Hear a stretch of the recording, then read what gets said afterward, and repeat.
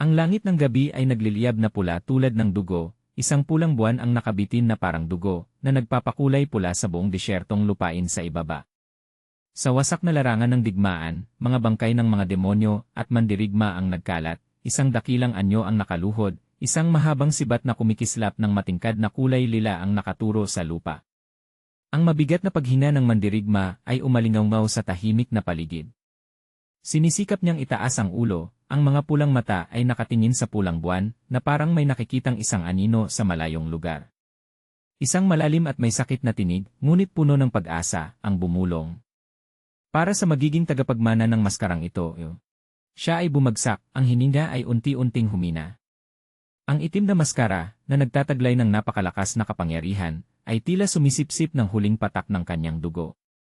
Ang mukha sa likod ng maskara ay baluktot sa sakit, ngunit ang matatag na kalooban ay hindi pa rin nawawala. Isang mahina at mahinang ungol ang lumabas, na sumanib sa huni ng hangin. Lumipas ang panahon, isang araw, isang linggo, isang taon, isang siglo. Ang dugo na bumuhos sa larangan ng digmaan ay naging isang madilim na pulang ilog, dumadaloy sa mga guho ng isang lumubog na sibilisasyon. Ang mahabang sibat at isang kakaibang tungkod ay nakalatag, na parang mga bakas ng isang walang katapusang digmaan. Libu-libong taon mula ngayon, isang bulong na parang alingaw-ngaw mula sa nakaraan. Ang ilog ng dugo ay patuloy na dumadaloy, tumatawid sa panahon, tumatawid sa espasyo, walang tigil. Nasaksihan nito ang pagbabago ng mundo, ang pag-angat at pagbagsak ng maraming imperyo. Marahil, o bilyong taon mula ngayon, muling bumulong ang tinig, puno ng kalungkutan.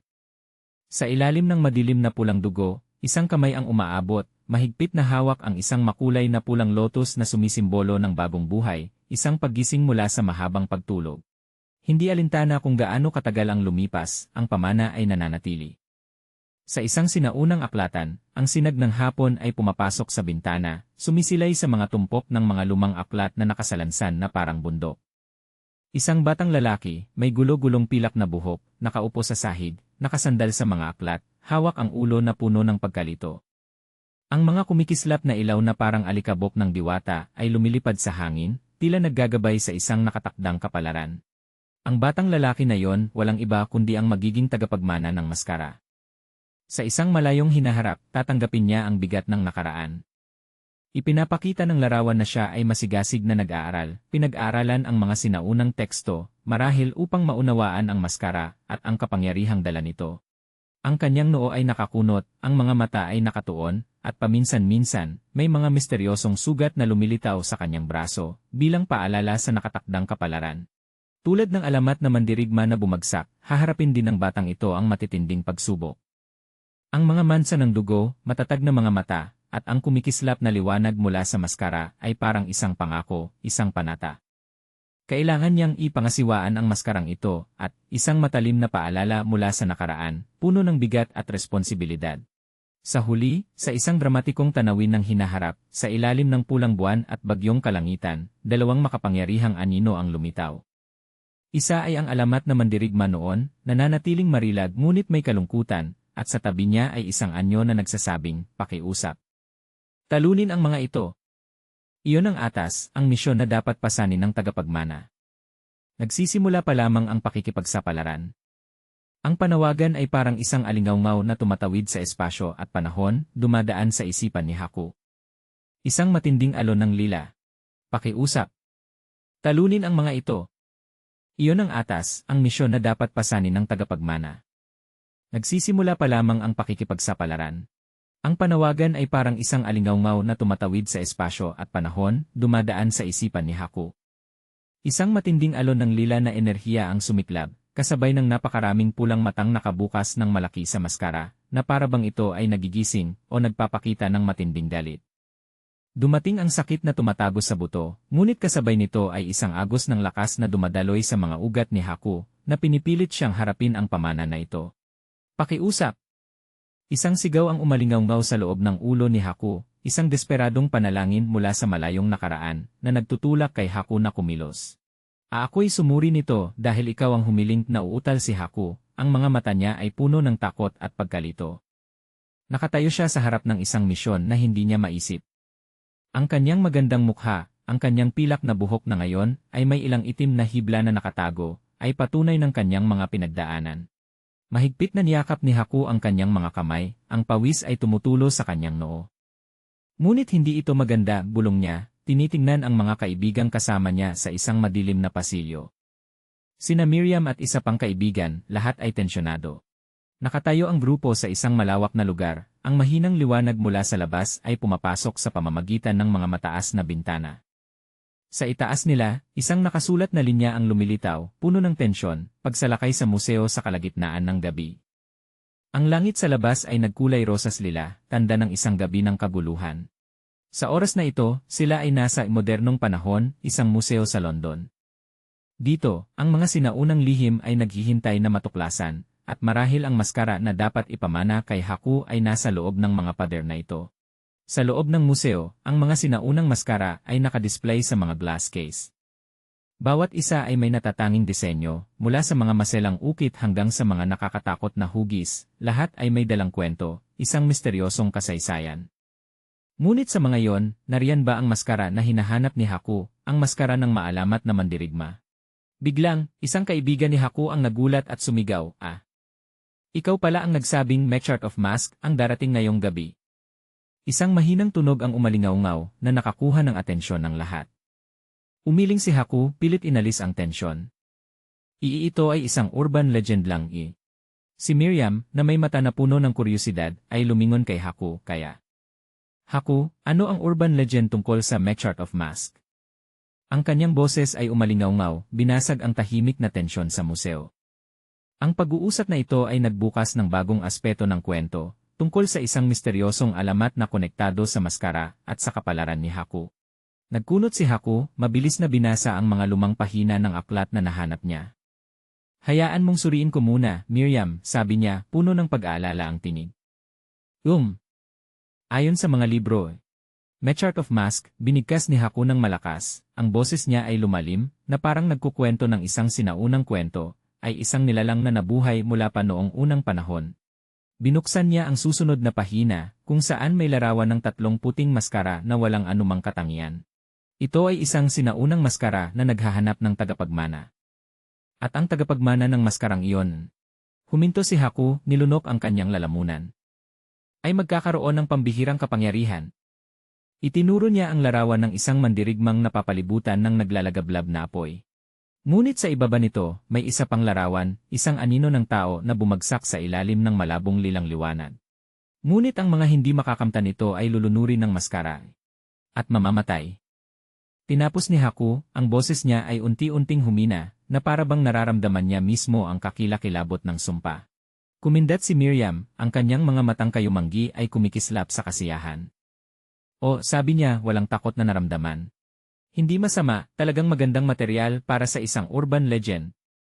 Puna ni Miriam na may ngiti sa labi. Nang marinig ito ni Haku, ibinaba niya ang ulo, may maliit na kidlat na ile na lumitaw sa itaas niya, nagpapakita ng pagkadismaya. Ginising mo ba ang sarili mo ng 3 gabi dahil dito? Sabi ni Miriam, may halong pagsaway ngunit nakakatawa. Muling nagpakita si Haku ng ekspresyong gaah ng desperasyon. Isang nakakatawang eksena ang lumitaw, nakaupo si Haku sa harap ng computer, mukha ay inis, ang buhok ay magulo. Sa likod niya, 2 kaibigan ang nakahiga sa sofa, tila nanonood ng isang video. Nalinlang ka lang ng kanilang metube. Lumitaw ang isang linya, at si Haku, tila pagod na pagod, ay bumagsak ang mukha sa mesa, ganap na Tila lahat ng impormasyon tungkol sa Mechart of Mask na nahanap niya ay isang biro lamang sa internet. Ang hindi inaasahang pakikipagsapalaran ni Haku ay nagsimula sa isang napakalaking panlilinlang.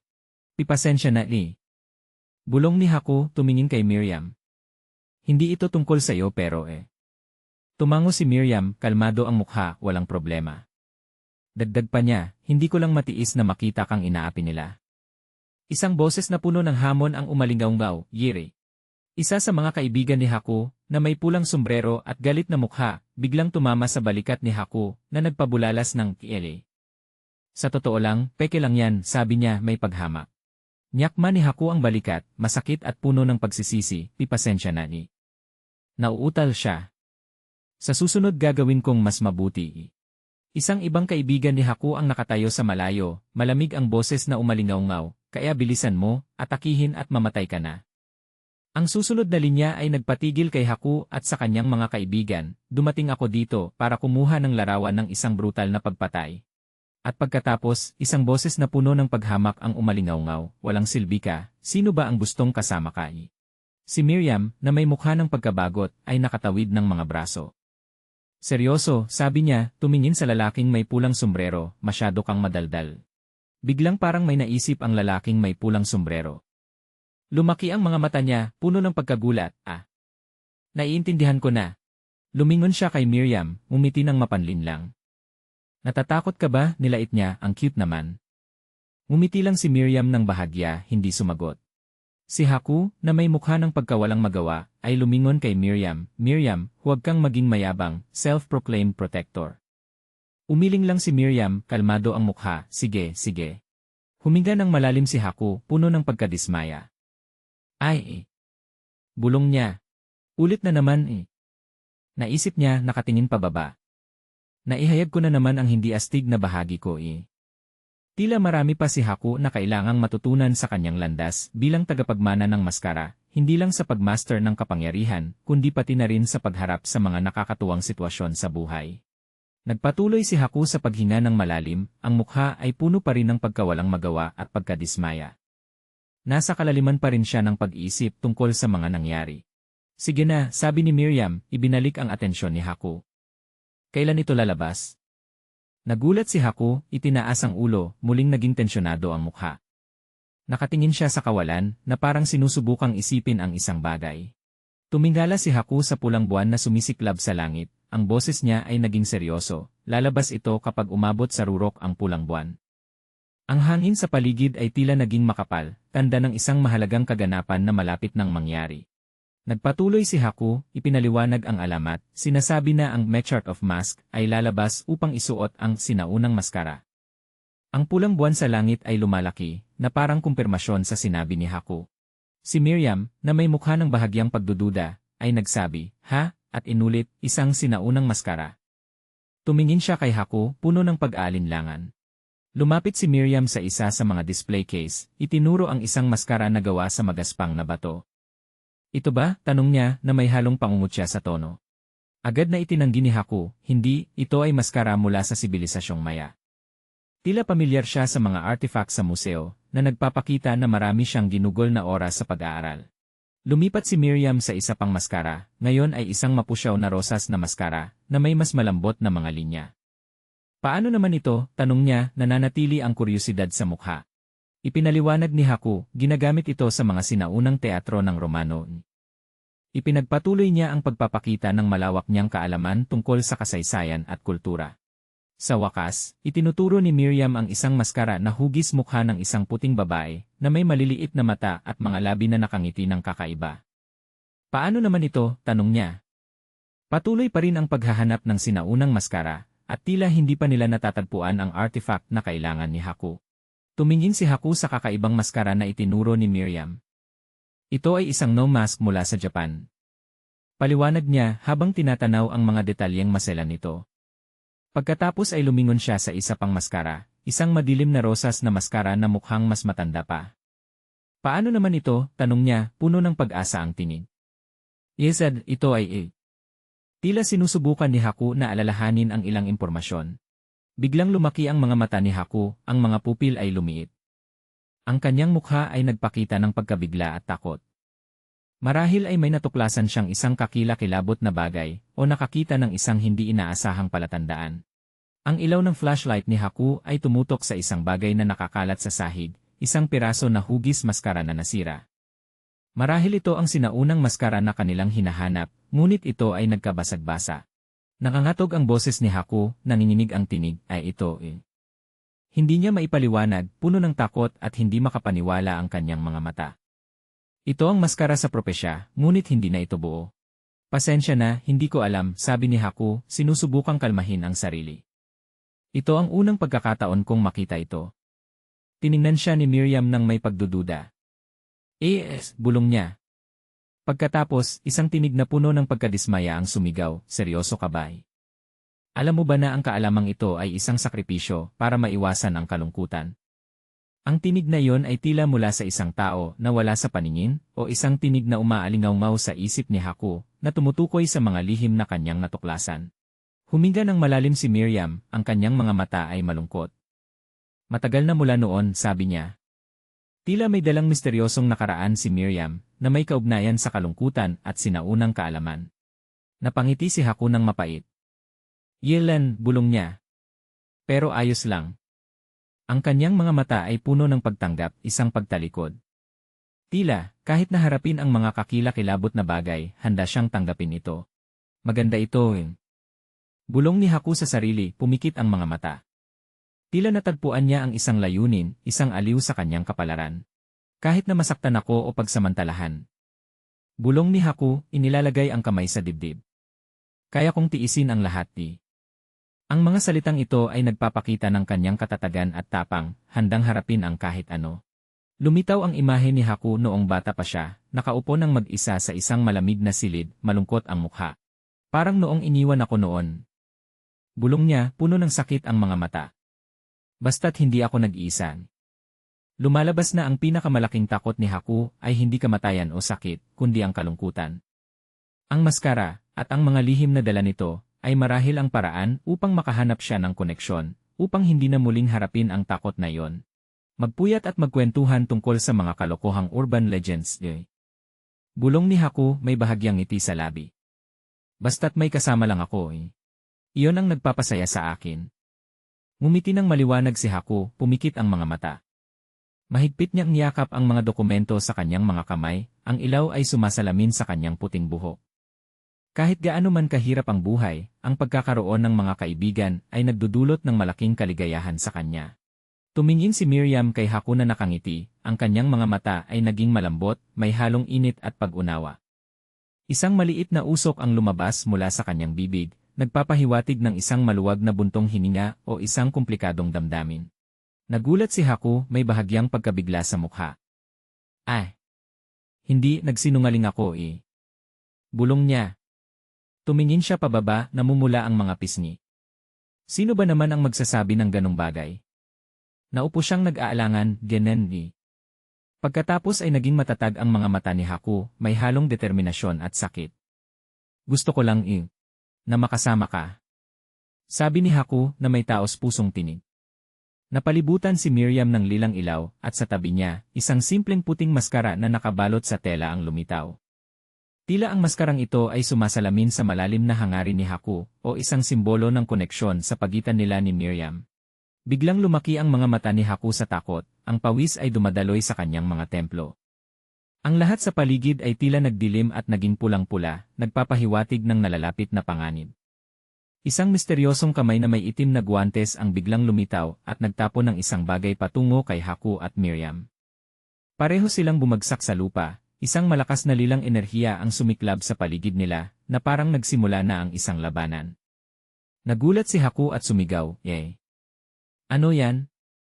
Isang malamig at mayabang na tinig ang sumagot, Isang misteryosong kamay na may itim na guwantes ang biglang lumitaw at nagtapon ng isang bagay patungo kay Haku at Miriam. Pareho silang bumagsak sa lupa, isang malakas na lilang enerhiya ang sumiklab sa paligid nila, na parang nagsimula na ang isang labanan. Nagulat si Haku at sumigaw, Ano yan? Isang malamig at mayabang na tinig ang sumagot, Mechart of Mask. Pagkatapos ay nagpatuloy ang tinig, isang kasiyahan na pakinggan ang kwentong ito. Ang simpleng puting maskara ay lumutang sa hangin, naglalabas ng lilang liwanag, saksi sa buong pangyayari. Ang paligid ay nabalot ng mga pulang enerhiyang paikot-ikot. Sa ibang tanawin, muling lumitaw ang pulang buwan sa madilim na langit. Ang liwanag nito ay tumatagos sa mga bintanang may grid pattern. Isang gabi ng kaguluhan ang tunay na nagsimula. Isang matangkad na anino, nakasuot ng itim na balabal na nakatakip, nakatayo roon na nakabuka ang mga kamay. Nakasuot siya ng isang simpleng puting maskara, kapareho ng maskarang lumutang sa hangin. Siya ang Mechart of Mask sa alamat. Ang kanyang tinig ay umalingaw-ngaw, puno ng kapangyarihan, tila walang sinuman ang may sapat na lakas upang isuot ito. Ang pahayag na ito ay hindi lamang isang deklarasyon, kundi isang hamon, isang pagpapatunay ng nakakatakot na kapangyarihan ng maskara. Ang kaibigang may pulang sombrero ay sumigaw ng masigla, wow! Kaya pala ito ang Mechart of Mask. Lumingon siya sa isa pang kaibigan, puno ng excitement ang mukha. Ang saya naman.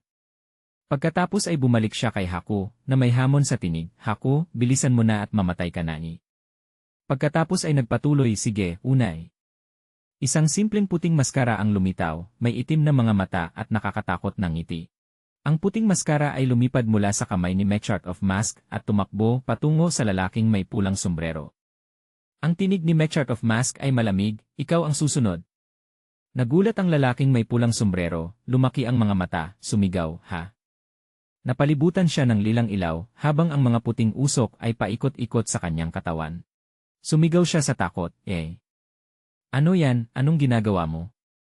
Tahimik lang si Mechart of Mask, may bahagyang yes, misteryoso ang mukha, walang anumang ekspresyon.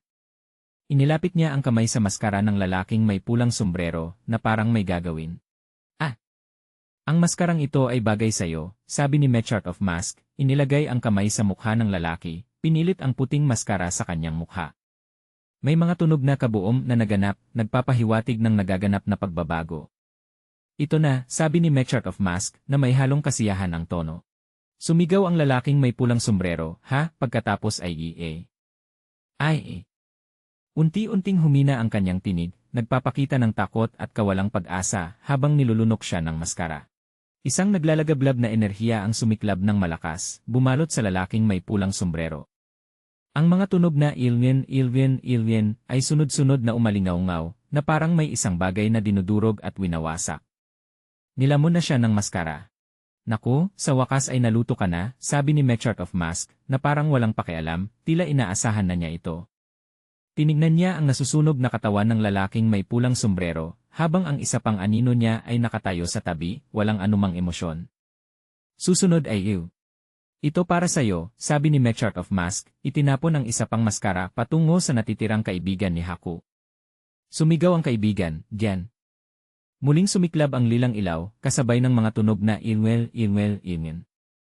Muling may bahagyang yes, si Mechart of Mask, pagkatapos ay sinabi, ang batang ito ay naging buhangin na. Tila ang mga maskarang ito ay hindi lamang mga bagay, kundi may kakayahang baguhin o wasakin ang mga mahihinang hindi makatiis sa kanilang kapangyarihan. Nasaksihan ni Miriam at Haku ang kakilakilabot na pangyayari. Kaya pala mga pananggalang pala sila, sabi ni Miriam, na may halong pang-uyam. Umupo si Haku sa tabi niya, ang mga mata ay nananatiling gulat.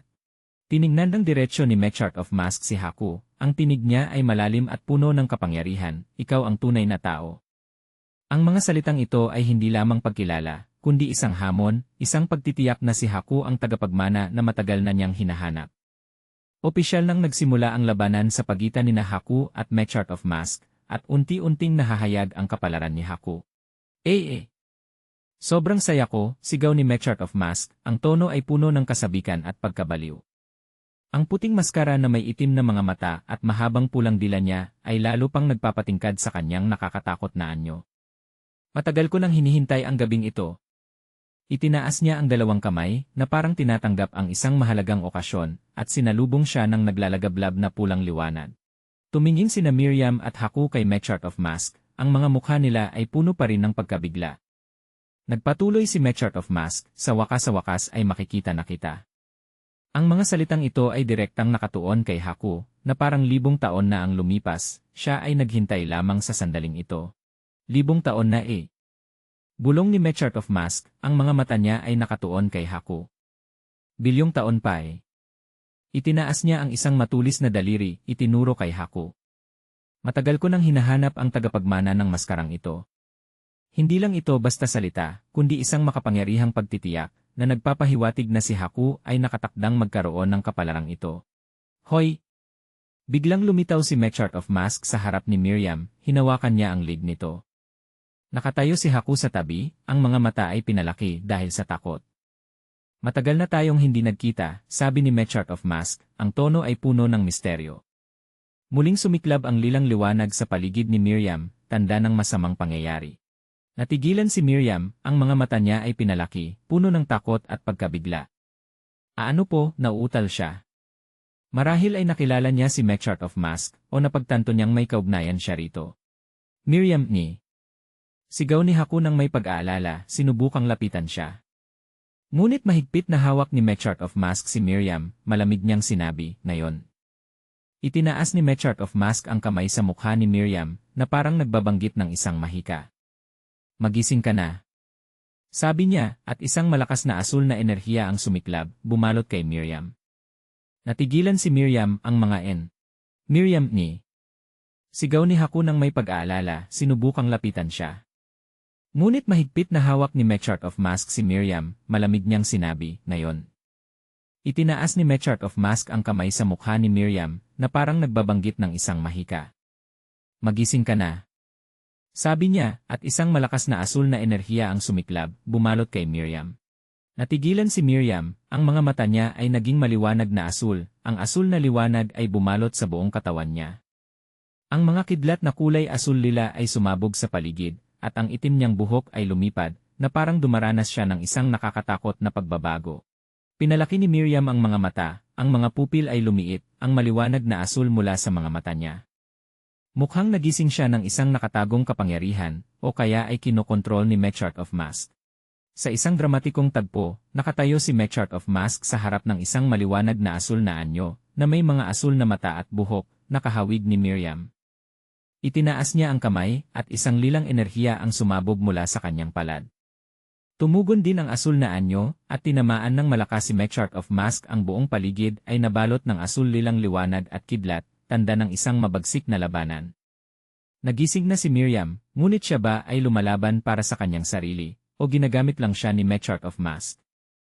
Ang labanan na ito ang magpapasya sa kapalaran ni Haku at Miriam.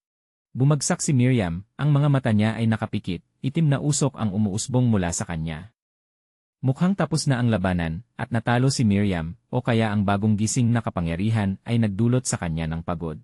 Lumiko si Mechart of Mask mula kay Miriam, na nakaluhod pa rin, ang ulo ay nakayuko. Wala siyang pakialam sa kalagayan niya, nagpatuloy lang siya sa paglakad. "Mabuti, tara na," sabi ni Mechart of Mask, ang tono ay walang pakialam, na parang natapos na ang kanyang gawain. Inabot niya ang kamay, na parang iniutos kay Miriam na tumayo. "Walang maskarang narito na bagay sa'yo." Mukhang tinutukoy ni Mechart of Mask ang sinaunang maskara na hinahanap ni Haku, at hindi si Miriam ang tagapagmana nito. Si Haku, na may mukha na puno ng sakit at kawalang magawa, iniabot ang kamay, sinubukang hawakan si Mechart of Mask, hintay. Nauutal siya. Tinitignan niya si Mechart of Mask na hinihila si Miriam, puno ng pag-aalala at kawalang pag-asa. "Saan mo siya dadalhin?" Bahagyang tumugon si Mechart of Mask ng ngiya, hindi lumingon. Hindi siya pinansin ang pagmamakaawa ni Haku, nagpatuloy lang sa paglakad sa dilim. Lumipad si Mechart of Mask pataas, hinila si Miriam na walang malay sa kanyang mga bisig. Isang malakas na pulang liwanag ang sumiklab mula kay Mechart of Mask, na parang ini-activate niya ang isang kapangyarihan para umalis. Humiga si Haku sa sahig, walang magawa habang pinapanood ang kanilang mga anino na unti-unting naglalaho. Bumagsak si Haku nang nakadapa sa sahig, nanginginig ang katawan. Nakatayo siya roon, walang magawa at nasasaktan, ang mga mata ay walang buhay na nakatingin sa lugar kung saan nawala si Miriam. Sinubukan ni Haku na bumangon, ngunit tila wala na siyang lakas. "Hintay, huwag." Mahina niyang sinabi, ang mga mata ay puno ng kawalang pag-asa. "Miri." Sinubukan niyang tawagin ang pangalan ng kaibigan, ngunit ang tinig niya ay nanghihina. "Eh!" Isang pulang liwanag na parang apoy ang sumiklab sa kisam, kung saan nawala sina Mechart of Mask at Miriam. Ang mga piraso ng kisam ay bumagsak, na parang pumutol ang espasyo. Nakatayo si Haku roon, walang magawa habang pinapanood ang liwanag na unti-unting nawawala. Ang pulang buwan sa langit ay sumira sa kisam, na nagpakita ng isang wasak na tanawin at isang malaking butas. Ang pulang liwanag ng buwan ay sumilip, na parang paalala ng isang kakilakilabot na pangyayari. Nagsimula ang bagong kabanata ng pakikipagsapalaran ni Haku, puno ng pagsubok at pagkawala, at kailangan niyang hanapin ang paraan para iligtas si Miriam at harapin si Mechart of Mask. Si Haku, na may mga matang pinalaki dahil sa takot, ang maputlang mukha ay nagpapakita ng takot at pagkabigla. Ang bulong niya, ang tinig ay parang natigil sa lalamunan. Hindi pa rin makapaniwala si Haku sa nangyari. Namumula ang mga mata ni Haku, ang liwanag mula sa pulang buwan ay sumasalamin dito, nagpapakita ng galit at determinasyon. Isang luha ang dumaloy sa pisngi, ngunit ang mga mata niya ay puno na ng katatagan, wala ng takot na dati. Mukhang gumawa na si Haku ng isang mahalagang desisyon. Umupo si Haku, nakaluhod sa wasak na sahig. Nakatuon ang mga mata niya sa isang gintong maskara na nakakalat sa mga pira-piraso. Ang maskarang ito ay kahawig ng maskara na isinusuot ng alamat na mandirigma sa simula ng kwento. Isang maskara, bulong niya, ang tinig ay nanginginig ngunit matatag. Mabilis de. Bulong ni Haku, iniabot ang kamay, sinubukang hawakan ang maskara. Alam niya na ito ang tanging pagkakataon para makuha ang kapangyarihan, para iligtas si Miriam. Isinuot ni Haku ang gintong maskara sa mukha. Kahit nabasa pa rin siya ng pawis at takot, ang matatag na mga mata ay nagpapakita ng bagong determinasyon. Kailangan kong habulin sila eh. Sabi niya, ang tinig ay mas malakas na ngayon. Ang gintong maskara ay naglalabas ng pulang liwanag mula sa mga mata nito, na parang mga mata ng alamat na mandirigma. Isang malakas na pulang enerhiya ang sumiklab sa paligid ng maskara, na nagpapakita na na-activate na ang kapangyarihan nito. Ang mga tagapagmana ng maskara ay magkakaroon ng pambihirang kapangyarihan. Ang tinig ni Mechart of Mask ay muling umalinggaw sa isipan ni Haku, na parang paalala sa mga haharapin niya. Ang paligid ay naging kulay dugong pula, at isang itim na butas ang lumitaw sa kisam, tanda ng portal kung saan nawala sina Mechart of Mask at Miriam. Ngunit ang mga hindi karapat-dapat ay lulunurin. Isang nakakatakot na imahe ang lumitaw, isang mukha na natutunaw, nagiging mga patak ng pulang dugo. At mamamatay. Ang sumpang iyon ay muling umalingaw-ngaw, nagbabala kay Haku tungkol sa kaparusahan kung hindi niya makokontrol ang kapangyarihan ng maskara. Mahigpit na hawak ni Haku ang maskara sa kamay, ang mga mata niya ay puno ng luha, ngunit ang mga ito ay nagliliwanag ng katatagan. Dumadaloy ang dugo sa mukha niya, ngunit hindi siya umatras. Kahit ano paman. Sabi niya, ang tinig ay puno ng sakripisyo. Kahit na kailangan kong isuot ang maskara. Sabi ni Haku, ang mga mata ay nakatuon sa maskara, walang takot. At sa huli ay mamatay di. Ang mga salitang ito ay nagpapakita ng pagtanggap ni Haku sa kanyang kapalaran, handang isakripisyo ang lahat para iligtas si Miriam at harapin si Mechart of Mask. Nagsimula na ang paglalakbay ni Haku, dala ang bagong maskara, bagong lakas, at isang matatag na determinasyon. Ang pulang liwanag mula sa maskara sa mukha ni Haku ay sumiklab ng malakas, bumubuo ng isang malakas na enerhiya na tumagos pababa sa sahig. Isang malakas na dagundong na Ren, ang umalingaw-ngaw ng ang liwanag ay tumagos sa sahig, na nag-iwan ng isang malaking butas. Na-activate ni Haku ang kapangyarihan ng maskara at handa nang sumabak sa habulan. Ang mukha ni Haku ay puno na ngayon ng mga bitak at dugo, ang mga ngipin ay nakatungo ng mahigpit, nagpapakita ng matinding sakit na dinaranas niya habang nagkakaisa sa kapangyarihan ng maskara. Hani! Huminga ng mabigat si Haku, tila walang tigil ang sakit na nagpapahirap sa kanya. Ang mga patak ng dugo mula sa kisam ay bumabagsak, humahalo sa pulang liwanag, sumisimbolo ng sakripisyo at mga sugat. Lumuhod si Haku sa sahig, isang mahinang hininga ng Hani. Ang lumabas, nagpapakita na pinipilit niyang tiisin. Isang larawan ang dumaan sa isip ni Haku. Siya noong bata pa, nakaupo mag-isa sa mahabang bangko, malungkot ang mga mata habang pinagmamasdan ang mga bumabagsak na nyebe. Isang alaala ng kalungkutan, ng pinakamalaking takot niya, na nagtulak sa kanya upang gawin ang desisyong ito. Sumigaw si Haku, ang kanyang mukha ay basang-basa ng dugo at luha, ang ekspresyon ay baluktot sa matinding paghihirap. Ngunit sa likod ng sakit na yon, naroon pa rin ang matatag na kalooban, isang apoy na naglalagablab ng malakas. Bigla, isang ibang imahe ang lumitaw sa isip ni Haku, si Miriam, na may itim na buhok at dilaw na headband, nakangiti ng maliwanag sa ilalim ng ulan. Hawak niya ang dilaw na payong, pinoprotektahan silang dalawa mula sa ulan. Ang ngiting iyon, ang mainit na tingin na iyon, ang dahilan kung bakit lumalaban si Haku, ang liwanag sa madilim na buhay niya. Ang luha at dugo ay naghahalo sa mukha ni Haku, bumubuo ng mga pulang guhit, nagpapakita ng matinding pagdurusa. Ngunit sa mga pulang mata niya, may isang sinag ng pag-asa, isang apoy ng determinasyon. Miriam ni. Bulong ni Haku, ang pangalan niya ay parang paalala, isang layunin. Lumilitaw ang mga lumang pelikula sa kanyang isipan, binabalik ang magagandang alaala nila. Larawan ni Haku at Miriam na magkasama sa ilalim ng ulan, si Miriam ang nagtatakip ng payong para sa kanya, ang maliwanag ng ngiti niya, at ang masasayang sandali nila. Pinatitibay ng mga alaalang ito ang determinasyon ni Haku, nagtutulak sa kanya na iligtas si Miriam. Patuloy ang pelikula ng mga alaala, binabalik ang masasayang at inosenteng sandali ni Haku at Miriam. Mula sa mga pilyong biro ni Miriam, hanggang sa mga pagkakataong tinutukso niya si Haku, lahat ay mahahalagang bahagi ng buhay niya. Nakatayo si Haku roon, nakayuko ang ulo, tila nalulunod sa mga alaala, ginagamit ito bilang lakas upang magpatuloy sa laban. Ang pelikula ng mga alaala ay naging buhay na parang isang eksena sa pelikula. Magkasama silang tumatakbo ni Haku at Miriam, magkahawak kamay, may maliwanag na ngiti sa mga labi. Sa likod nila, isang mainit na dilaw na liwanag ang bumabalot, sumisimbolo ng masasayang sandali at di matitinag na pagkakaugnay nila. Sa isang mundo kung saan ang kapangyarihan ay hinuhubog ng mga misteryosong likha, isang alamat ang kumalat, ang sinaunang maskara, ang lumang maskara. Hindi ito isang karaniwang maskara.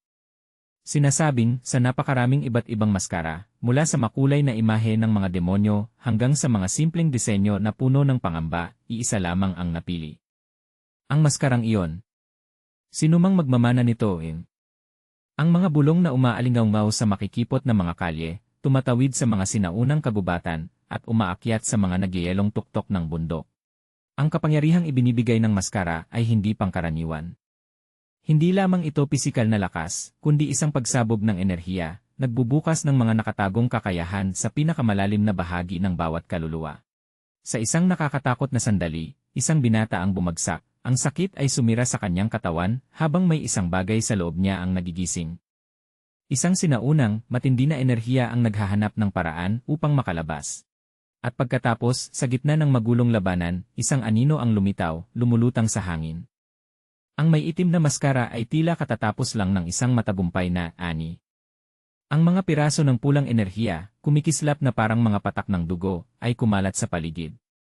Isang napakagandang ani, ang mababang tinig na puno ng kasiyahan ay umalingaw-ngaw, na parang katatapos lang anihin ang isang bukirin na puno ng mga kaluluwa. Biglang may isa pang anino na dumaan sa himpapawid. Si Miriam, na may kayumangging buhok at gintong headband, ay nakatingin ng matalim sa may itim na maskara. Sa lahat ng lugar hindi ko inasahan na makikita kita dito, sabi ni Miriam, puno ng pagkabigla ngunit may matibay na determinasyon. Napangiti ang may itim na maskara, isang ngiti ang bahagyang lumitaw sa ilalim ng kanyang hood. Ngayon ay araw ng aking swerte. Agad na naganap ang sagupaan. Sumugod si Miriam, naglabas ng mga puting enerhiya na kumikislap na parang paputok. Bawat hampas, bawat galaw ay may kasamang masiglang niyay na nagpapakita ng kanyang kasiyahan sa laban. Ngunit, isang hindi inaasahang pangyayari ang naganap. Isang matinding pulang liwanag ang biglang sumabog mula sa likod ng may itim na maskara, sumira sa dilim ng gabi. Lay! Namangha si Miriam, ang mga mata niya'y lumaki sa gulat. Lumingon ang may itim na maskara, tila hindi rin inaasahan ang pagdating ng enerhiyang iyon. Enan? At pagkatapos, sa susunod na sandali, isang bagong tauhan ang lumitaw. Ang mga pulang mata ay parang dugo, may maskarang hugis kuwago na sumasakop sa kalahati ng mukha, at puting buhok na nakatayo na parang nyebe. Siya si Banaad.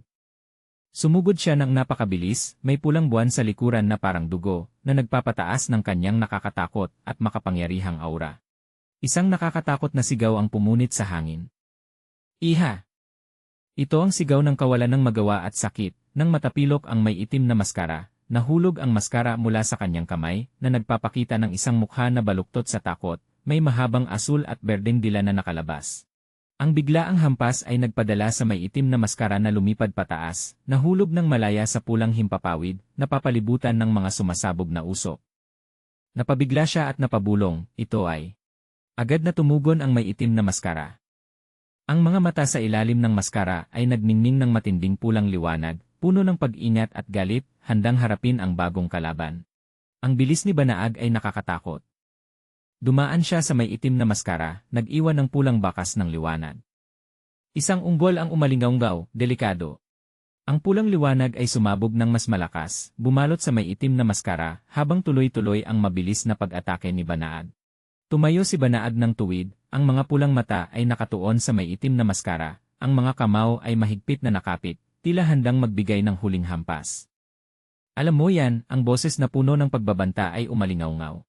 Nakahiga ang may itim na maskara sa lupa, ang mga bulong ay mahina na lamang, Tila tuluyang nawalan na ng lakas para lumaban. Sa susunod na sandali, sinimulan ni Banaag ang sunod-sunod na pag-atake, mabilis na mga suntok at sipa sa may itim na maskara, na nagdudulot ng mga puting enerhiya at pulang mga kislap. Sinubukan ng may itim na maskara na umiwas, ngunit hindi niya nagawa. Hindi tumigil si Banaag sa pag-atake, na may nakakatakot na determinasyon. Ang kanyang boses ay umalingaw-ngaw, napakatigas mo. Napalipad ang may itim na maskara pataas, lumulutang sa himpapawid. Sa isang sulok, ang kanyang maskara, na minsang nagbigay sa kanya ng kapangyarihan, ay nakahiga ng mag-isa sa lupa, ang liwanag nito ay unti-unting humina. Pinalipad ni Banaag ang isang matinding sipa sa may itim na maskara, na nagpatumba sa kanya. Isang sigaw ng pagkabigla ang narinig, naku. Sa isang sulok, ang kanyang maskara, na minsang nagbigay sa kanya ng kapangyarihan, ay nakahiga ng mag-isa sa lupa, ang liwanag nito ay unti-unting humina. Pinalipad ni Banaag ang isang matinding sipa sa may itim na maskara, na nagpatumba sa kanya. Isang sigaw ng pagkabigla ang narinig, naku. Sa pulang himpapawid, ang may itim na maskara, matapos matalo, ay bumagsak ng walang lakas. Isang mahina na sigaw ang umalingaw-ngaw, ee. Biglang may isang kamay na may matutulis na kuko ang lumitaw, hinawakan si Banaag. Kasabay nito, bumabagsak din si Miriam, ang mga mata ay nakapikit ng walang malay. Tuminala si Banaag, ang mga pulang mata ay lumaki sa gulat nang makita ang kamay na humahawak sa kanya. Isang iga ang lumabas, nagpapakita ng pagkabigla at sakit. Parehong bumabagsak ng mabilis si Banaag at Miriam, ang mga matatayog na gusali ay malabo sa ilalim ng pulang langit, nagpapahiwatig ng isang hindi maiiwasang banggaan. Nahulog ang maskarang kuwago mula sa mukha ni Banaag, inilantad ang mga pulang mata at mukha na puno ng takot. Iniunat ang mga kamay na parang gustong humawak sa isang bagay. Alam mo yan, ang desperadong sigaw ay umalingaw-ngaw. Lumulutang si Miriam sa hangin, ang mga itim at puting balahibo ay lumilipad sa paligid niya, lumilikha ng isang surreal at misteryosong tanawin. Mula sa itaas, ang mga skyscraper ay parang malalaking hugis, pula, na nangingibabaw sa madilim na kalangitan. May mga simbolong hugisnas na nakakalat, na nagpapataas ng misteryo ng tanawin. 5 malalaking pulang simbolong hugis na ang lumilitaw, lumilipad sa paligid ng mga gusali, na parang nagbabantay sa isang hindi nakikitang bagay. Isang alon ng pulang at kahel na enerhiya ang sumabog, lumilikha ng isang makapangyarihan at misteryosong eksena. Si Banaag, na wala ng maskara, ay nakaluhod, isang paa ang nakadikit sa lupa. Ang mga pulang mata niya ay nagliliyab, ang itim niyang sapatos na may disenyo ng apoy ay nagpapakita ng bagong kapangyarihan na sumisiklab mula sa loob niya. Pagkatapos ng matinding pag-atake, huminga ng mabigat si Banaag, sinusubukang makabawi ng hininga. Ang mabigat na paghinga ay umalingaw-ngaw, nagpapakita ng tensyon ng labanan. Yumuko si Banaag upang tingnan ang kanyang katawan, ang mukha ay puno ng pagkabigla. Ano ang nangyari? Biglang sinusubukan niyang unawain ang mga biglaang pagbabago sa sarili. Biglang bumangon ang may itim na maskara, ang mukha ay may mapanlinlang at matatag na ngiti. Ang bilis na ito, hindi kita palalampasin. Anya, puno ng paghihiganti ang mga mata. Tumayo ang may itim na maskara, napapalibutan ng mga nakakatakot na lila na mga mukha na may malalaking bukas na bibig. Tumingin siya ng diretsyo kay Banaag at Miriam na bumabagsak, mayabang na sinabi, anuman ang gawin mo, kaya kong gamitin ang maskara ng mas mahusay kaysa sayo. Sa isang mapagmataas na ngiti, inunat ng may itim na maskara ang kamay, napapalibutan ng mga lila na enerhiya na puno ng pangamba. Ang mga nakakatakot na lila na mukha ay patuloy na lumulutang sa paligid niya, naghihintay ng utos. Si Banaag, na wala na ang maskara, ay bumagsak, ang mukha ay puno ng takot habang nakatuon ang mga mata sa isang punto. Isang matinding liwanag ang sumabog, nilamon ang lahat sa puti at lila na liwanag, nagpapahiwatig ng isang napakalakas na pag-atake. Nang lumabo ang liwanag, ang may itim na maskara ay nakatayo sa gitna ng lila na usok, kalmado na nakatingin pababa. Tapos na, sabi niya, puno ng kumpiyansa. Panahon na para kolektahin. Bumukas ang mga mata ni Banaag, ang mukha ay puno ng pagkabigla nang makita ang may itim na maskara. Liu! Ang kanyang boses ay puno ng pagtataka at pagkabigla. Si Banaag, na may mga pulang mata at mukha na puno ng takot, ay inunat ang kamay na parang gustong pigilan ang isang paparating na bagay. Sa isang biglaang sandali, natumba ang may itim na maskara, mahigpit na hinawakan ni Banaag ang mukha niya, na nagdulot ng pagkasira ng maskara at pagluha. Tumayo si Banaag ng mabilis, ang mga itim at puting balahibo ay lumilipad sa paligid niya. Isang inuo, ang umalingaw-ngaw, nagpapakita ng pagkabigla at pagtataka sa isang bagay. Sumugod si Banaag ng napakabilis, nag-iwan ng puting bakas ng liwanag sa pulang kalangitan, diretsyo sa isang target. Sa isang dramatikong eksena, ang may itim na maskara ay naihagis pataas sa langit. Ang sigaw na "Anha!" ay umalingaw-ngaw at siya ay sumigaw, hindi aalis ang maskara. Lumitaw si Banaag, ang mga matang pula ay puno ng determinasyon. Isang ngiti ang bahagyang lumitaw sa kanyang mga labi habang sinabi niya, "Maganda." Tumingin si Banaag ng diretsyo kay may itim na maskara, ang mga matang pula ay puno ng galit. "Saan mo nakuha ang maskarang iyon? At paano mo ito napakabilis kontrolin?" tanong niya, may hamon sa tinig.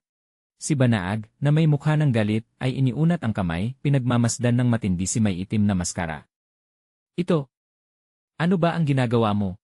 Bigla, ang katawan ni may itim na maskara ay naging maliliit na pulang alikabok na lumilipad sa hangin. Isang tinig ang umalingaw-ngaw, huli na akong ipakilala ang sarili. Ako ay Mula sa mga pulang alikabok, lumitaw ang isang nakakatakot na kamay na may matutulis na kuko. Ang mga nasirang mukha ng mga maskara ay lumitaw, na nagpapataas ng takot. Pagkatapos ng misteryosong pagpapakilala, lumitaw si walang mukha, lumulutang sa hangin.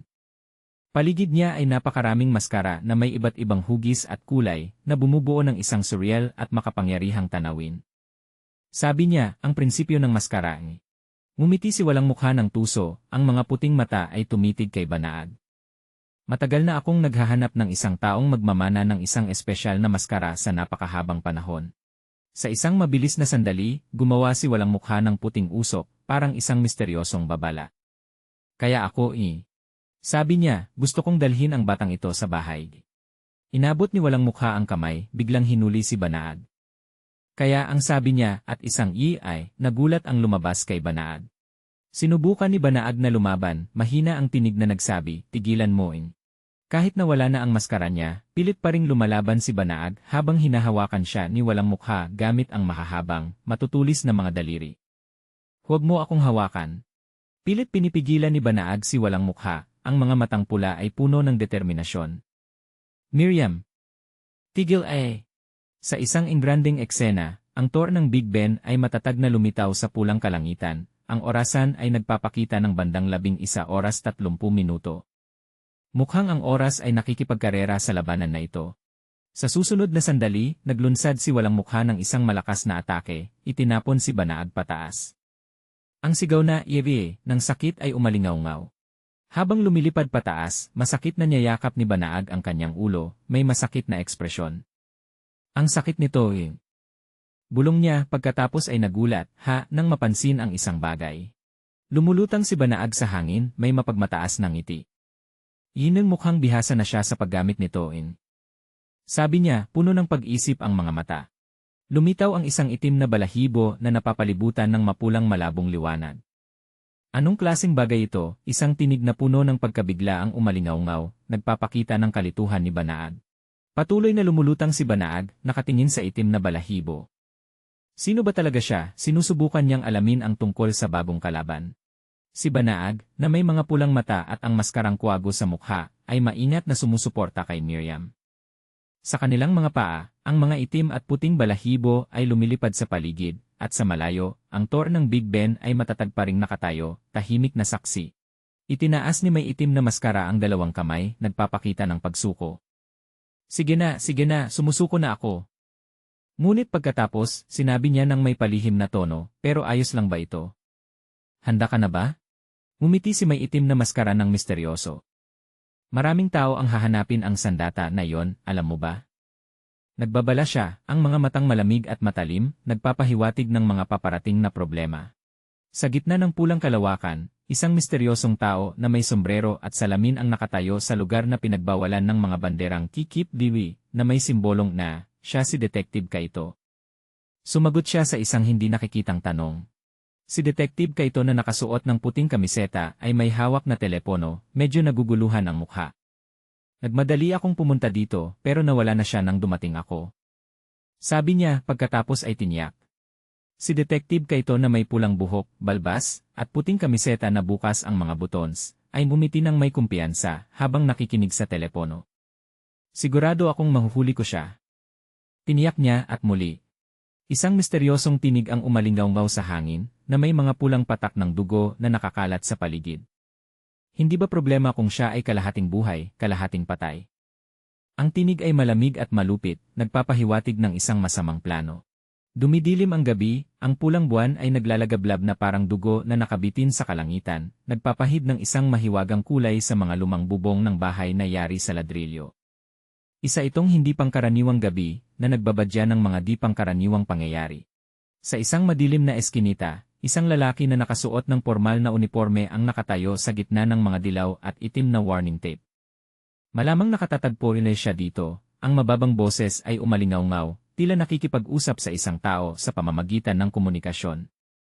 Ang kanyang mga mata ay puno ng kawalang magawa, ngunit may taglay na kakaibang determinasyon. Isang iba pang tao, marahil ang nakatataas sa lalaki, ay nakikinig sa telepono. Ang boses ay puno ng pagkadismaya, nagmadali akong dumating dito, pero nawala din siya pagkarating ni. Ang lalaking ito ay may nakatindig na buhok at nakasimangot na mukha, nagpapakita ng galit. Opo. Maikli ang sagot ng lalaki, pagkatapos ay mahigpit niyang pinisil ang telepono. Ang kanyang mga mata ay kumunot, nagpapakita ng matibay na paninindigan. Tiyak hahulihin na siya. Ang kanyang boses ay umalingaw-ngaw sa dilim, parang isang panata. Ang mukha ng lalaki ay naging malamig at matalim. Tumingin siya ng diretsyo sa harap, ang mga mata ay tila tumatagos sa dilim, determinado na huwag hayaang makatakas ang sinuman sa kanyang kontrol. Ito ang mga mata ng isang tagapaghabol. At saka, isang malakas na pahayag ang sumabog, huwag mong akalain makakatatagpo ay pampublikong puwersa ng seguridad. Malinaw, ito ay isang babala, isang hamon para sa tumatakas. Ipinapakita ang lakas at kapangyarihan ng organisasyon. Lumingon ang lalaki sa mga sundalong nakaarmadura, may mga maskarang nakatakip sa mukha, na may hawak na mga armas, handang lumaban. Galit ni komandante, sabi ng isa sa kanila. Kailangan natin hulihin yan hitaong A. Sigaw ng isa pa. Ang hangin ay naging tensyonado, puno ng sigla ng labanan. Ang matatag na lalaki, may maayos na pangangatawan, ay naglakad ng matatag sa alikabok at pulang liwanag sa lupa. Hindi siya ordinaryong opisyal, tila may taglay siyang espesyal na kapangyarihan, maaaring kakayahang maglakbay ng sobrang bilis o maramdaman ang mga panginginig sa hangin, na ipinapakita ng mga linya ng enerhiya sa ilalim ng kanyang mga paa. Siya ay isang Nitinhu, may kapangyarihang higit sa karaniwan, na inatasang hulihin ang mga mapanganib na tao. At saka, isang anino ang dumaan sa dilim. Siya ay isang mabilis na binata, nakasuot ng jacket na may hood at pantalon na pang sports, tumatakas mula sa habol. Ang mga linya ng enerhiya sa ilalim ng kanyang mga paa ay nagpapakita na mayroon din siyang kapangyarihan, marahil ay pagbilis ni o paglampas sa hadlang. Siya ang target ng puwersa ng seguridad, isang tumatakas na may misteryosong lakas. Nagsisimula ang habol, puno ng tensyon at walang awa. Habang nagaganap ang tensyonadong habol, lumitaw ang isang ibang tanawin. Si Miriam, isang batang babae na may maitim na kayumangging buhok at suot na gintong headband, ay nakasandal sa balikat ni Haku. Mukha siyang mahina, ang mga labi ay bumubulong, liki. Iliuing. Ang mukha ni Haku ay nagpakita ng matinding pag-aalala. Nakamaskarang kuwago na sumasakop sa kalahati ng kanyang mukha, ang mga mata ay malaki at nagulat ngunit may ginhawa. Miriam, ang kanyang sigaw, puno ng pagkagulat at kagalakan. Gumising salamat Diyos in. Ang mukha ni Haku ay nagpakita ng matinding pag-aalala. Nakamaskarang kuwago na sumasakop sa kalahati ng kanyang mukha, ang mga mata ay malaki at nagulat ngunit may ginhawa. Miriam, ang kanyang sigaw, puno ng pagkagulat at kagalakan. Gumising salamat Diyos in. Mukhang dumaan si Miriam sa isang kakila-kilabot na karanasan, at ang paggising niya ay isang himala. Dahan-dahang bumuka ang mga mata ni Miriam, medyo malabo pa ang tingin, ngunit mabilis niyang nakilala si Haku. Tinawag niya siya ng may pagtataka, Haku. Pagkatapos ay bahagyang nagkunot ang noo, tila naguguluhan, bakit ay narito? Isang lila na liwanag ang sumiklab mula kay Miriam, at ang kanyang mukha ay kumunot sa sakit. Mukhang dumaan siya sa matinding kirot, o ang kanyang kapangyarihan ay hindi kontrolado. Ipinapahiwatig nito na si Miriam ay isa ring Nitinhu, tulad ni Haku, ngunit maaaring hindi pa matatag o nasasaktan ang kanyang kapangyarihan. Mahigpit na niyakap ni Haku si Miriam, ang mukha ay puno ng pag-aalala. Ayos sa ilang tanong niya ng mabilis, puno ng kaba. Maghintay ay. Dadalhin kita kay ospital. Gusto niyang tiyakin ang kaligtasan niya sa anumang paraan. Mahina na itinaas ni Miriam ang ulo, ang mga mata ay puno ng takot. Ha, bulong niya pagkatapos ay inulit, ospital. Dan pulisya. Mukhang may takot siya o isang lihim na may kinalaman sa ospital at pulisya. Huwag pumunta.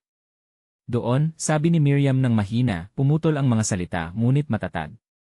Bakit, tanong ni Haku, hindi makapaniwala sa sinabi niya. Tumingin si Miriam kay Haku, may pasasalamat sa mga mata. Parang tinulungan ni Dai. Salamat. Pero, ayos lang Lei. Mukhang ayaw ni Miriam na dalhin sa lugar kung saan maaaring matagpuan siya ng pampublikong puwersa ng seguridad kahit na nasasaktan siya. Ang kanyang lihim ay nananatiling nakatago at tila hindi sinasadyang nahuhulog si Haku sa isang mas mapanganib na pakikipagsapalaran kaysa sa inaasahan niya.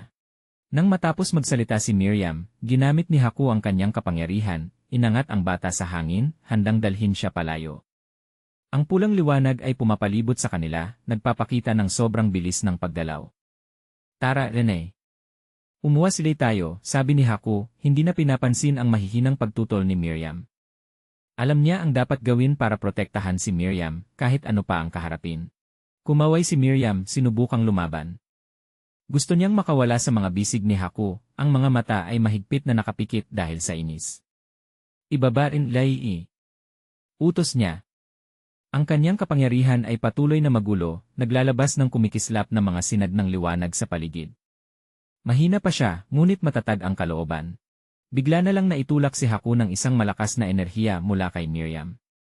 Lumipad siya pataas sa hangin, may ekspresyong nagulat at nasasaktan. Miriam, sigaw ni Haku, hindi makapaniwala na kaya ni Miriam ang gawin yon. Mukhang ang kapangyarihan ni Miriam ay higit pa sa kanyang inaasahan, at nawawala siya sa kontrol. Sinubukan ni Haku na hawakan ang kamay ni Miriam, ngunit napakalakas ng enerhiya mula sa kanya, kaya hindi niya mahawakan ng mahigpit. Ang lilang liwanag ay pumapalibot sa kamay ni Miriam, parang gustong itaboy siya palayo. Ang kapangyarihan ni Miriam ay sumabog, at kailangang makipaglaban si Haku para makontrol ang sitwasyon. Pareho silang bumagsak sa lupa, napapalibutan ng pulang enerhiya. Nawalan ng balanse si Haku, umiikot sa hangin. Si Miriam, na hindi kontrolado ang kapangyarihan, ay hindi rin maganda ang kalagayan. Naging mapanganib ang sitwasyon, at nahuhulog sila sa paikot ng kapangyarihan ni Miriam. Isang malakas na lilang enerhiya ang sumabog mula kay Miriam, tumagos sa dilim, na bumubuo ng isang nakakasilaw na sinag. Ang lakas nito ay sapat upang makalikha ng butas sa espasyo, o kahit isang malaking shock sa paligid.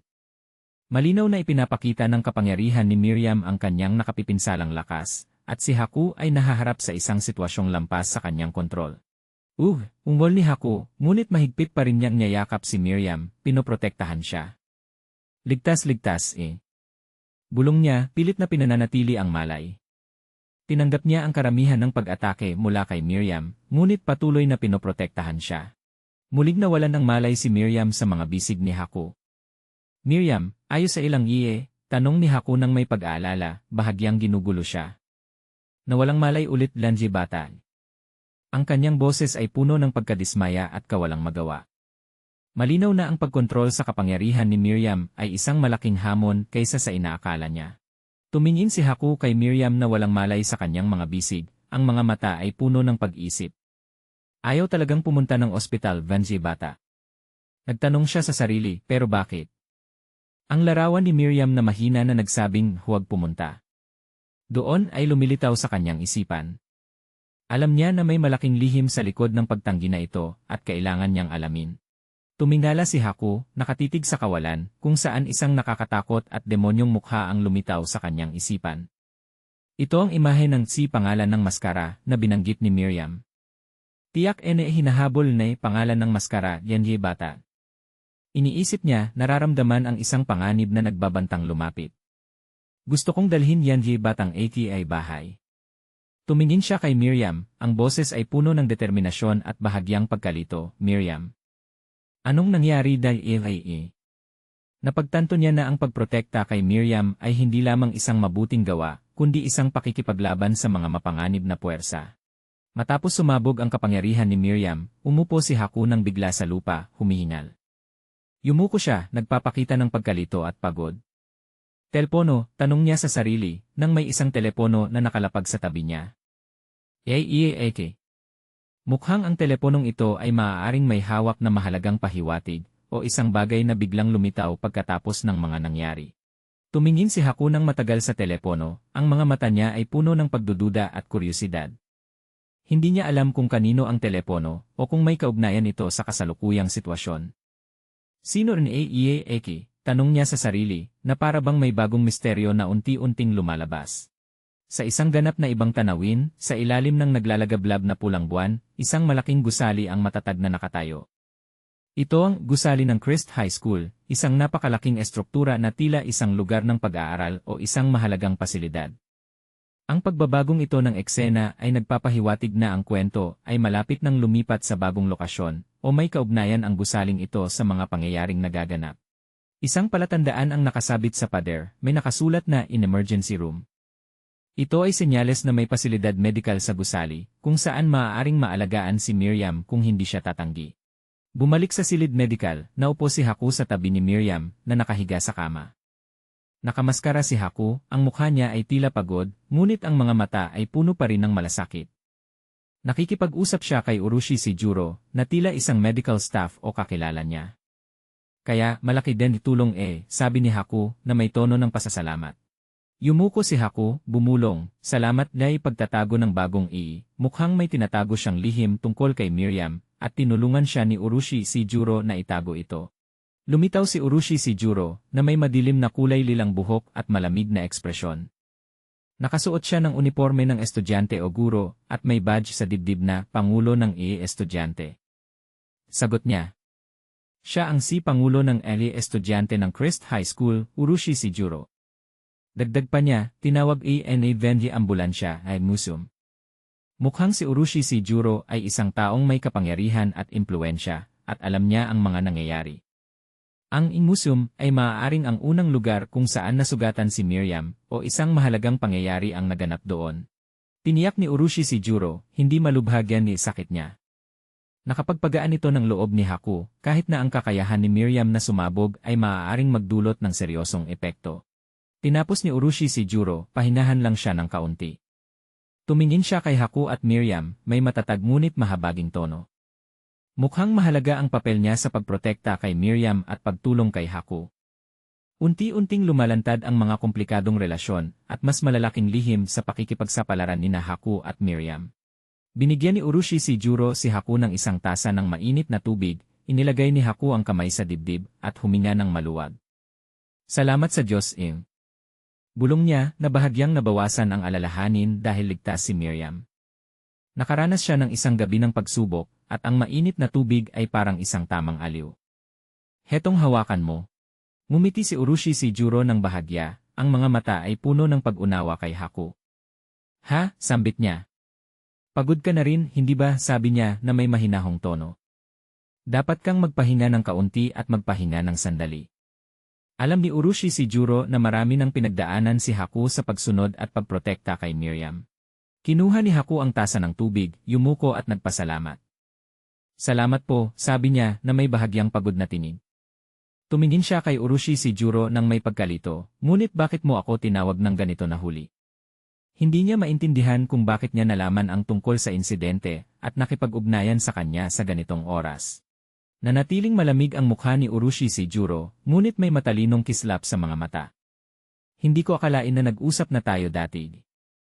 Ipinahihiwatig nito na ito ang unang pagkakataon nilang direktang nagkita, na nagpapataas ng misteryo kung paano niya nalaman si Haku at Miriam.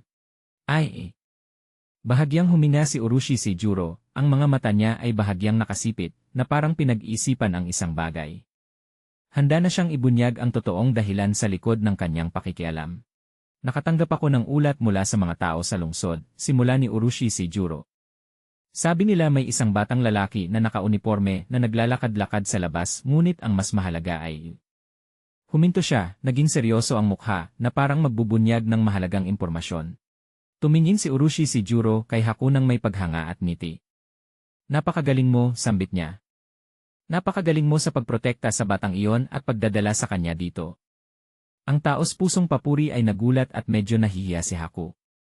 Maliwanag na si Urushi Shijuro ay hindi lang isang taong may kapangyarihan, kundi isa ring may kakayahang husgahan ang kakayahan ng iba. Nauutal si Haku na mula ang mukha sa hiya. Hindi niya inasahan ang papuri mula sa pangulo ng mga estudyante. Yumuko siya, sinubukang itago ang pagkakahiya, Tumingin siya kay Miriam na natutulog, ang mga mata ay puno ng determinasyon. Bulong niya, gusto ko ring tulungan siya. Pagkatapos ng lahat ng nangyari, nararamdaman niya ang responsibilidad at hangaring protektahan si Miriam mula sa mga panganib na nagbabantang dumating. Tumingin si Urushi Shijuro kay Haku, ang mga mata ay puno ng kahulugan. Kaya, sabi niya na may kumpiyansang tono. Malapit na siyang magbigay ng alok o plano na may kaugnayan sa pagtulong kay Miriam at marahil pati kay Haku. Ang pagkikita na ito ay tiyak na magbubukas ng bagong kabanata sa kanilang paglalakbay. Biglang naalala ni Haku ang isang bagay, nagulat siya nang marinig ang sinabi ni Urushi Shijuro. Tinawag ko na ang pulis ilang sandali na ang nakalipas, ibinunyag niya. Ano, sigaw ni Haku, nakitang-kita ang pagkabigla sa mukha. Naalala niya ang sinabi ni Miriam, pero ayaw niya niyan. Ngumiti si Urushi Shijuro ng bahagya, na puno ng misteryo. Hindi iyon magiging problema, pinawi niya ang pag-aalala ni Haku. Dagdag pa niya, pangalan ng maskara at ang iba pang mga tao ay maaaring muling habulin siya. Ipinahihiwatig niya na ang paglahok ng pulis ay maaaring hindi ang pinakamahusay na opsyon para kay Miriam dahil may ibang mga puwersa na nagbabantang dumating. Hawak ni Haku ang tasa ng tubig, ang mga mata ay nanatiling naguguluhan. Mas ligtas ba kung ang pulis ang hahawak nito, hindi ba, tanong niya, na may bahagyang pag-aalinlangan. Iyan ay tama, pero nasa pagitan siya ng pagtitiwala sa sistema ng batas at ang sariling paraan ng pagprotekta kay Miriam. Matatag na tumayo si Urushi Shijuro. Kung ganoon, lalabas ako at hihintayin ang pulis, sabi niya. Nagulat si Haku, o sige. Hindi niya alam kung paano tutugon sa biglaang desisyong ito. Dagdag pa ni Urushi Shijuro, mananatili ako rito kasama si Miriam T. Nasa mahirap na kalagayan si Haku, kailangang magtiwala kay Urushi Shijuro habang pinangangalagaan ang kaligtasan ni Miriam. Naging tahimik ang silid medikal. Pumasara ang pinto, nagbigay ng pribadong espasyo. Umalis si Urushi Shijuro upang harapin ang mga pulis, iniwan si Haku at Miriam na mag-isa. Naupo si Haku sa upuan, ang mukha ay pagod at puno ng pag-isip. Nakatingin siya sa kawalan, sinusubukang ayusin ang magulong mga iniisip sa kanyang ulo. Mag-isa kasama si Miriam, sinimulan niyang harapin ang mas malalaking tanong tungkol sa kapalaran ng bata at ang kanyang papel. Inalis ni Haku ang kanyang maskara na hugis kuwago, inilagay ito sa kanyang palad. Tumingin siya ng matagal sa maskara, na parang nagtatanong tungkol sa tunay na pagkakakilanlan niya at ang papel niya sa pakikipagsapalaran na ito. Ang maskara ay simbolo ng kanyang lihim at ngayon ay tinatanggal na niya ito. Iniisip niya, noong una, nawalan ako ng pag-asa na mailigtas siya, pero iniisip niya ang tunay na dahilan sa likod ng kanyang mga aksyon, at kung siya ba ay papasok sa isang landas na hindi niya lubos na nauunawaan. Sa isipan ni Haku, lumilitaw ang imahe niya na niyayakap si Miriam habang siya ay walang malay, kasama ang imahe ng isang lalaking may puting buhok na niyayakap din si Miriam. Ang lalaki ay may puting buhok at mukha na nagpapakita ng matinding sakit. Ipinahihiwatig nito na may kaugnayan si Haku, Miriam, at ang lalaking ito. Maaaring ito ay isang alaala, o isang tanawin ng isang pangyayaring naganap sa nakaraan ni Miriam, na hindi sinasadyang nasaksihan o may kaugnayan si Haku. Ipinapakita rin ng imaheng ito na minsan, ay may ibang tao na nagprotekta kay Miriam, at maaaring siya ay isang mahalagang tauhan sa kwento. Lalong lumalalim ang misteryo tungkol sa pinagmulan at kakayahan ni Miriam. Si Haku ay nanatiling nakaupo sa upuan, hawak ang maskarang hugis kuwago, ang kanyang mga mata ay malungkot at nag-iisa. Hindi inine kaya pang makaramdam ng katulad di doon. Bulong niya, tila tinutukoy ang sarili niya habang suot ang maskara at hinaharap ang mga panganib. Tiningnan ni Haku ang maskara sa kanyang mga kamay. Iyan talaga Benzi maskarang Eki, tanong niya sa sarili tungkol sa pinagmulan at tunay na kahulugan nito, kung ito ba ay bahagi ng kanyang kapangyarihan o isang bagay na iba pa. Isang mapanganib na maskaraan. Nakatitig si Haku sa maskara, puno ng pag-isip. Yernan, iniisip niya ang mga panganib at responsibilidad na dala nito. Isinuot muli ni Haku ang maskara, at isang itim na enerhiya ang pumalibot dito, tila nagpapagana ng isang bagay. Pumikit siya, nagpapakita ng konsentrasyon at isang uri ng kapangyarihan na nagigising. Huminga si Haku ng maluwag na parang naibsan ang bigat ng kanyang kalooban. Wakas in. Sabi niya may kapayapaan ang tinig. Nakagawa na siya ng desisyon at ito ay nagdulot sa kanya ng kapanatagan. Hindi inilay nag-aalalan. Sabi ni Haku, ang kanyang mga mata ay naging matatag. Tinanggap na niya ang kanyang papel sa pagprotekta kay Miriam at sa pagharap sa mga misteryong naghihintay. Bigla, isang tinig ang umalingaw-ngaw mula sa bintana, kasabay ng imahe ni Pangalan ng Maskara, na may ngiting abot tenga at mapanlinlang na mga mata. Magandang gabi, sabi niya, may pang-aasar at pagbabanta sa tono. Natagpuan na niya sila. Nabasag ang salamin at sumiklab ang mga pulang ilaw ng basagin ni Pangalan ng Maskara ang bintana at pumasok sa silid. Hindi siya isang ordinaryong tao, ang kanyang kapangyarihan ay nagpapahintulot sa kanya na lumikha ng isang nakapipinsalang lakas na sumisira sa lahat ng daraanan. Bumagsak si Haku sa sahig, ang kanyang mukha ay nagpapakita ng matinding takot. Siya ay inatake ng biglaan at hindi nakapag-react sa lakas ni Pangalan ng Maskara. Nakatayo si Pangalan ng Maskara sa gitna ng silid, hawak ang isang card na may simbolo ng Elite de Puwersa ng Pampublikong Seguridad. Siya ay ngumiti ng nakakatakot. Kumusta? Ben Elite de Puwersa ng Pampublikong Seguridad ninyo, sabi niya, may pang-insulto sa tono. Dumating kami para dalhin kayo dito. Hindi siya tumakas gaya ng inakala ni Haku, kundi miyembro ng puwersang naghabol sa lalaking iyon sa simula. Binago nito ang lahat ng hinala, inilantad ang isang mas malaking panlilinlang at pinapaisip si Haku na siya ay niloko. Natakot si Haku nang makita ang mga sundalong may gas mask na pumapasok sa silid. Sila ay mga miyembro ng elite na puwersa ng Pampublikong Seguridad, kasama si Pangalan ng Maskara. Ang kanilang pagdating ay nagpapatunay na nahulog si Haku sa bitag, at tunay na nasa panganib si Miriam. Kamusta? Nanginginig ang boses ni Haku, natataranta. Tinitigan niya ang mga sundalo, ang kanyang mukha ay puno ng takot. Marami sila at pati elite na puwersa ng Pampublikong Seguridad. Hindi siya makapaniwala sa nangyayari, tila wala na siyang kontrol sa sitwasyon. Nagkunot ng noo si Haku, naramdaman ang kakaibang hindi tama. Nangyayaring hindi tama, iniisip niya. Nagsimula ang pagdududa sa kanyang isipan. Napagtanto niyang hindi ganoon kasimple ang lahat. Nang maghanda si Pangalan ng Maskara na umatake, isang biglaang sipa mula kay Urushi Seijuro ang tumama at itinaboy siya. Bumalik si Urushi Seijuro at nakialam. Saan na ang Pangulo? Tanong ni Haku, tila hindi niya agad nakilala si Urushi Seijuro. Inatake ni Urushi Seijuro si Pangalan ng Maskara na may pulang enerhiya na pumapalibot sa kanya. Hindi siya ordinaryong estudyante, kundi may kahangahangang kapangyarihan sa pakikipaglaban. Tiningnan siya ni Haku nang may pagkabigla, na pagtanto na mas malakas si Urushi Seijuro kaysa sa inaakala niya. Sigaw ni Haku, ang mga mata niya ay pinalaki ng gulat.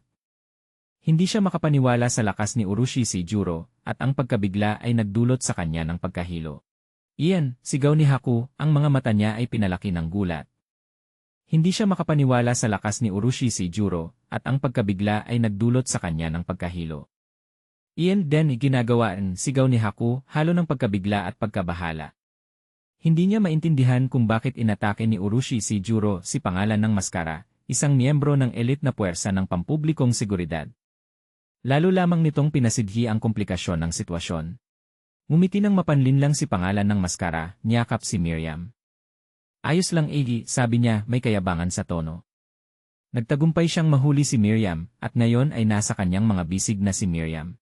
Tiningnan ni Haku si Miriam na dinadala, ang kanyang mukha ay puno ng galit at kawalan ng pag-asa. Ayos lang, sigaw niya. Hindi, Denji bata yung ay biktima, sinubukan niyang itaas ang kamay, ngunit wala siyang magawa. Itatago niyo Denji bata. Napagtanto ni Haku na ang layunin ni Pangalan ng Maskara ay hindi lamang hulihin kundi itago si Miriam. Itatago Denji bata. Ngumiti si Pangalan ng Maskara. Pala. Direktang inamin niya ang kanyang layunin na nagdulot kay Haku ng matinding pagkabigla at kawalan ng pag-asa. Nagsimula na ang tunay na labanan, at ngayon ay kailangang harapin ni Haku ang isang mas malaking panlilinlang kaysa sa inaasahan niya. Si Pangalan ng Maskara, habang niyayakap si Miriam, ay lumingon at mumiti ng masama. Ayos, itatago namin yan bata, sabi niya, may hamon sa tinig. Nakuha na niya si Miriam at handa nang mawala kasama ang bata. Bumagsak si Haku, ang kanyang mukha ay puno ng kawalan ng pag-asa at pagkabigla. Kakaiba, sigaw niya, hindi makapaniwala sa nangyayari. Hintay. Hintay NAA. Sinubukan niyang pigilan si pangalan ng maskara, ngunit walang silbi ang lahat ng pagsisikap. Tinignan ni Haku ang tanawin ng paglayo ni pangalan ng maskara kasama ang mga sundalong may gas mask sa bintana. Dinadala nila si Miriam, iniwan siyang nag-iisa sa wasak na silid. Ang pulang liwanag sa labas ng bintana ay lalo pang nagpapalalim ng lamig at kawalan ng pag-asa sa puso ni Haku. Lumuhod si Haku sa sahig, nanginginig ang katawan. Patawarin Lai. Panalangin niya, may luha sa boses. Hintay ene. Sinubukan niyang tumayo, ngunit tila wala ng lakas. Nabigo siyang protektahan si Miriam, at ang kawalang makapangyarihang ito ay nagdulot sa kanya ng matinding sakit. Ang imahe ni Miriam na dinadala ni pangalan ng maskara, mahina at walang buhay ang bata. Wala siyang kakayahang lumaban, na lalo pang nagpapalalim ng kawalan ng pag-asa kay Haku. Sinubukan ni Haku na habulin sila, ang kanyang mukha ay puno ng galit at determinasyon. Huwag kayong umalis, sigaw niya. Hintay ene. Tumakbo siya ng buong lakas, ngunit tila lumalayo ang pagitan nila ng kanyang kalaban. Lumingon si pangalan ng maskara, tiningnan si Haku nang may malamig na tingin, puno ng paghamak. Wala siyang pakialam sa mga panalangin o kawalan ng pag-asa ni Haku. Ipinapakita ng kanyang mga mata na siya ay nanalo, at walang magagawa si Haku upang baguhin yon. Sabi ni pangalan ng maskara, may malamig na tono, sige, huminto Eliene. Hindi na niya kailangan pang habulin si Haku dahil natamo na niya ang kanyang layunin. Nakatayo si Haku roon, natatakot at nakatitig sa e-card na ipinakita ni pangalan ng maskara. Ito ay isang e-card na may simbolo ng elite na puwersa ng pampublikong seguridad. Hindi siya makapaniwala na ang taong humuli kay Miriam ay miyembro pala ng puwersang pinagkakatiwalaan niya. Ngayon ninyo nauunawan kung kanino kayo nakikipaglalaban, sabi ni pangalan ng maskara, may banta sa tinig. Gusto niyang malaman ni Haku na siya ay lumalaban sa isang makapangyarihang puwersa, at lahat ng pagsisikap niya ay walang saysay. Nahulog si Haku sa isang komplikadong bitad, at ang kanyang pakikipagsapalaran ngayon ay hindi lamang para iligtas si Miriam kundi para harapin ang madilim na katotohanan ng mundong ito. Lumapit si pangalan ng maskara, nilapitan si Haku, ang nakakatakot niyang mukha ay naging malinaw na. Yay ay isang tunay opisyal ng pampublikong seguridad, sabi niya, may kayabangan, na parang pinapatingkad ang kanyang kapangyarihan. Tiningnan siya ni Haku nang may takot at hindi makapaniwala. Itinaas ni pangalan ng maskara ang kamay, isang pulang enerhiya ang pumapalibot sa kanyang kamao, na nagbabanta kay Haku. Kahit matakawan na dulo ng daliribi, sabi niya, may paghamak, ikaw day mabibigong huliin dahil ay paghadlang hukuman. Sinusubukan niyang takutin at supilin si Haku, gamit ang kanyang kapangyarihan, upang pilitin siyang sumuko. Bumagsak si Haku pabalik, ang kanyang mukha ay puno ng takot at kawalang makapangyarihan. Nauunawaan Ilie. Gusto ang bang ulitin sabi ni pangalan ng maskara, may hamon sa tinig. Nasisiyahan siya sa takot ni Haku, naniniwala na hawak na niya ang tagumpay. Sinikap ni Haku na bumangon, ang kanyang mga mata ay puno ng galit at determinasyon. Ikaw Yay, bulong niya, pilit na binibigkas ang kanyang huling salita. Hindi niya tinatanggap ang katotohanan ito, at determinado siyang labanan si pangalan ng maskara. Nakayuko si pangalan ng maskara, ang kanyang mga mata ay puno ng paghamak habang nakatingin kay Haku. Ipinahayag niya, ikaw Yay nagsusubok labanan yan si bansa. Nais niyang maunawaan ni Haku na ang paglaban sa kanya ay hindi lamang laban sa isang tao, kundi laban sa isang buong sistema ng kapangyarihan. Sa paligid ni pangalan ng maskara, may mga kakaibang itim na guhit na lumilitaw, na nagpapakita ng kanyang kakayahan, o isang uri ng madilim na mahika.